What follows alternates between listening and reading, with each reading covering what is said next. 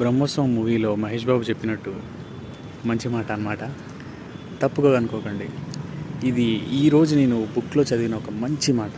ఏంటంటే, if you had 1000 problems in your life, like family problems, financial problems, career problem, confidence problem, anything,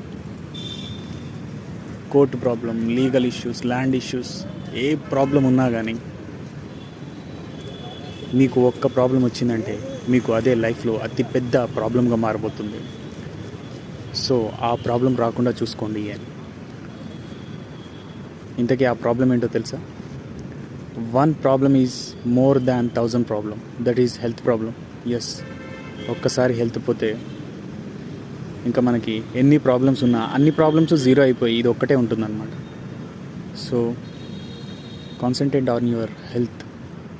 A problem ఉన్నా కానీ కొద్దిగా stress తీసుకోకండి. ఇది చెప్పినంత ఈజీ కాదు, నేను వీడియోలో చెప్పినంత ఈజీ కాదు. స్ట్రెస్ని తగ్గించే వాళ్ళ దగ్గర ఉండండి. డిప్రెస్డ్ పీపుల్ దగ్గర ఉండకండి. ఇప్పుడు ఎవరైతే నవ్విస్తారో, ఎవరైతే మోటివేట్ చేస్తారో వాళ్ళ దగ్గర ఉండడానికి ట్రై చేయండి. అలాగే ఎప్పుడు సొల్యూషన్ ఇచ్చే వాళ్ళతో ఉండండి, ప్రాబ్లంలు ఇచ్చే వాళ్ళతో కాదు.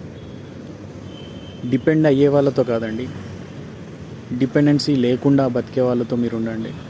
వాళ్ళు మనల్ని మోటివేట్ చేస్తారు, ఇన్స్పైర్ చేస్తారు. అరే, కట్టుకోవడానికి బట్టలు లేకపోయినా కానీ అన్నదానం తిని బతికేచ్చరా అన్న మోటివేషన్ ఇస్తారనమాట. సో తక్కువ తీసుకోకండి.